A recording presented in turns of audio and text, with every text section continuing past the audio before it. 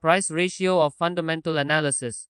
Stock price ratios help determine if a stock's valuation is justified based on its fundamentals, but more specifically, if the stock's market price matches its fundamentals.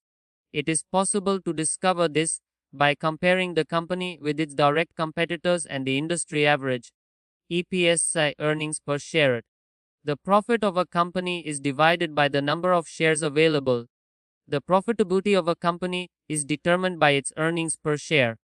PE ratio. Comparing EPS to a company's share price is a key valuation ratio. Stocks with high PE ratios may be overvalued, whereas stocks with low PE ratios may be undervalued or ineffective investments.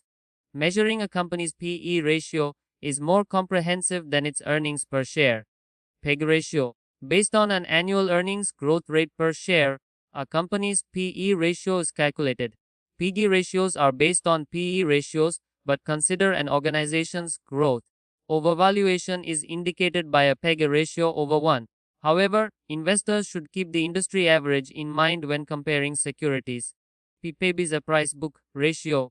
The current market price of a company is compared with its book value. A ratio of under 3 is considered a reasonable valuation, while ratios close to 1 indicate undervaluation.